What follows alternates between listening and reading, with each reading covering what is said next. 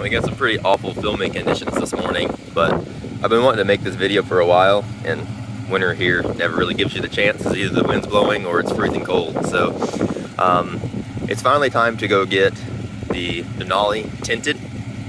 One thing I didn't show you guys is I already got the Cheyenne done. So come over here and look. Since it's a single cab, we didn't go as dark as we do. Plus it's not, I don't know, just a different caliber of truck, being a classic and whatnot. That's actually factory brow that's on this truck for a 74. You can see there on the windshield. And then looking here, we ended up going with 20% on this truck. So keep that in mind if you're going to tint your vehicle and it's not a crew cab. You know, even if you have a single cab here, if you have an extended cab truck, it's gonna look much darker than coming over here and looking at this truck, which is completely stock. It just lets in a lot more light and you can see in quite a bit better. So plan on going 5% again on this truck without a brow, so it will look like our show build. So I'll walk up and do a quick comparison of what it'll look like after. Yeah, so that's a lot cleaner, a lot nicer. You can't see in it all. Very private. Makes the truck come together very well. Very good, clean look. And yeah, it'll really tie this truck together well. So that's what we're heading to go do now. Show you guys what it looks like whenever we're done. Hey Emma, you wanna go show them the new tent? Let's go show them, girl. Well, the truck got tinted, but like normal, storm, had to hook up, go plow some lots.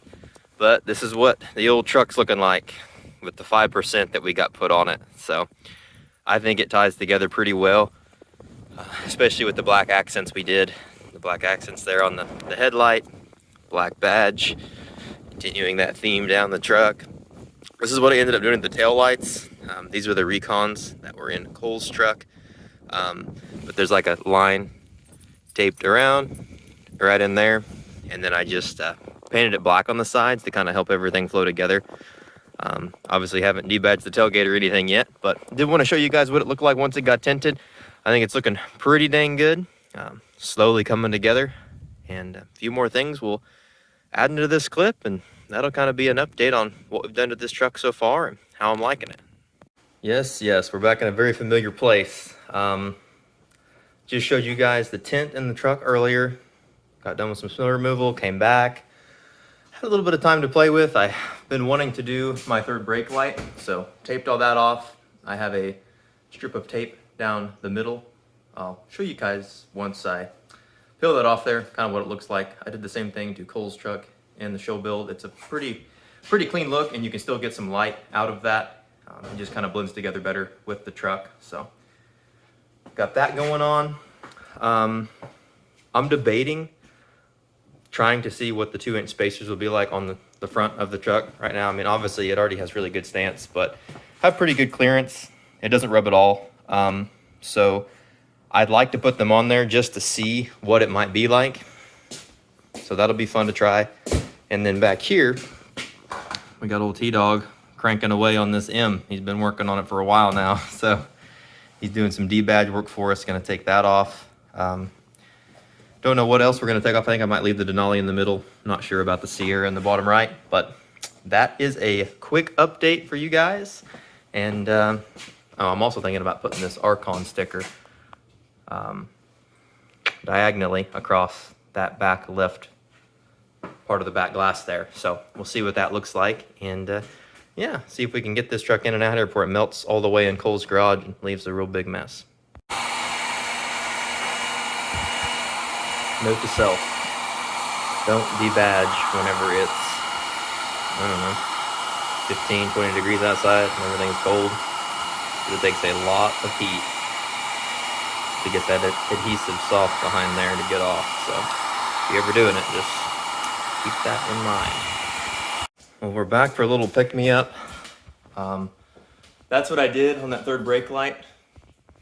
Down the middle, you can see that it was left with the white or clear looking lens part open. The rest of it's painted black.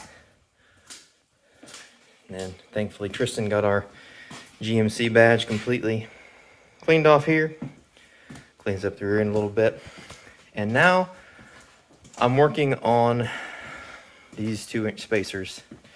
I wasn't planning on cutting this truck more. I mean, I knew it was going to rub a little, but you know what? I just went for it. So yeah, cut that quite a bit. Cut the front bumper even more. And if you did something stupid, hit a bump really good when you're at full lock, you would still hit like right in here on this metal a little bit. So anybody who's done this to the trucks know you have to pay attention to how you drive. I mean, it's not about your truck being completely usable. It's about looking the way you want it to look. So repeated the same thing there. Haven't cut the front over here yet. I feel like I cut this side more than the other last time. So at this point, I'm gonna grab my 2-inch spacers that are sitting over there, put them on here, slap the wheel back on, and see what kind of rubbish I got. And then I still have to put the 2-inch spacers in the back. So there's a shot down the side of the truck to show you what it's sitting at now. Already got some pretty good stance going on. So we're gonna add these on here, maybe do a little more trimming if we have to, and then see the finished product. All right, so I gotta be very careful doing this. Obviously you can't see much of the truck, but that is the point. All right. Well, we're back. This is to finish up the video.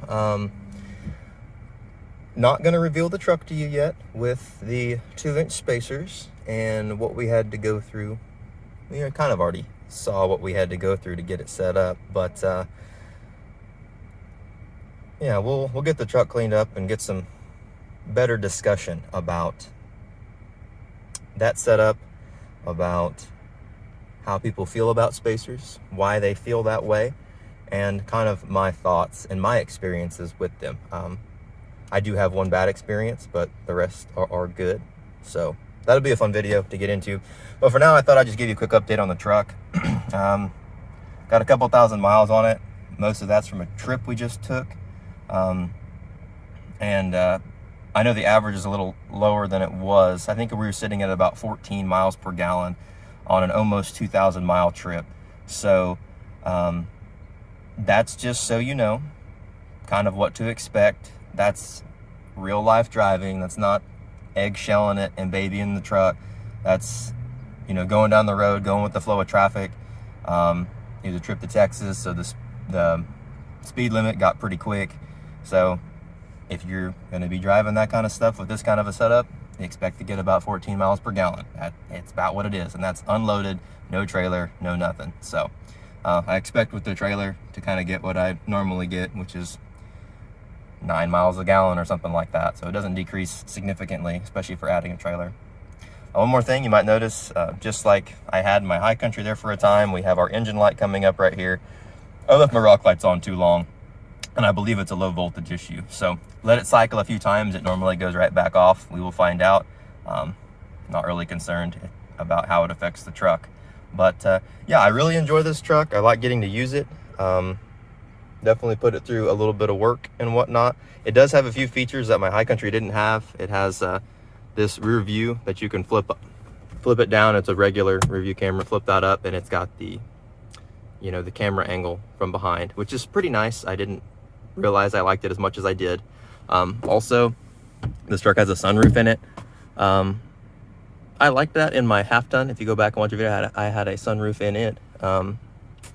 Yeah, I enjoy that feature. It has nifty little power steps that pop down right there. So nice for people to get in whenever they don't want to climb up into a truck.